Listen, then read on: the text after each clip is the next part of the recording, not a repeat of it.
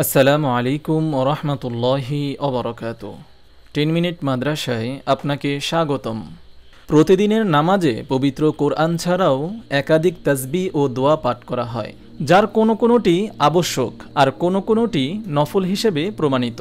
কোনোটি মহানবী সাল্লাল্লাহু আলাইহি ওয়াসাল্লাম নিয়মিত পাঠ করতেন, আবার কোনোটি কখনো কখনো পাঠ করতেন এবং শুধু নফল নামাজে পড়তেন।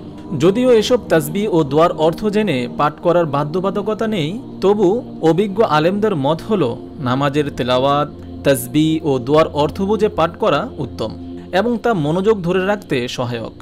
নামাজে পঠিত তাসবিহ, দোয়া অর্থসহ এই ভিডিওতে তুলে ধরা হলো।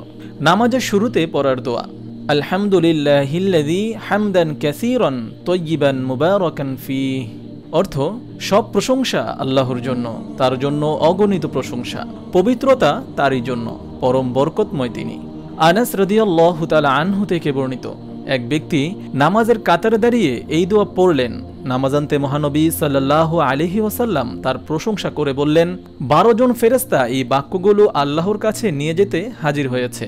সহিহ মুসলিম, হাদিস নম্বর 1247।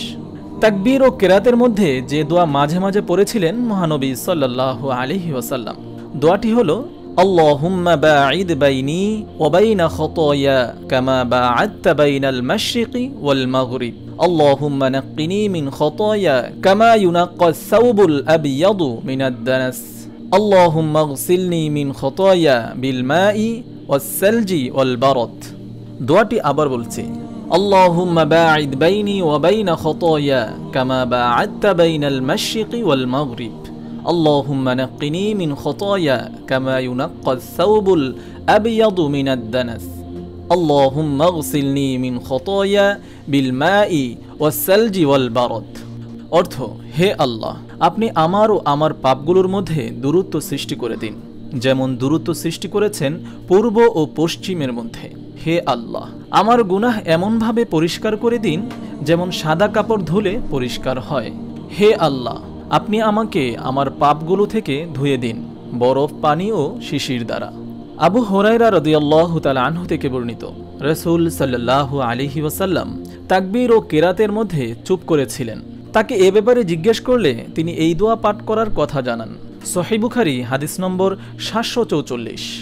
মহান আল্লাহ তাআলা আমাদের সকলকে হাদিসে বর্ণিত আমলগুলো করার তৌফিক দান করুন, আমিন। আপনি যদি এরকম ভিডিও আরও পেতে চান তাহলে এই চ্যানেলটি সাবস্ক্রাইব করে পাশে রাখা বেল আইকনটি বাজিয়ে দিন।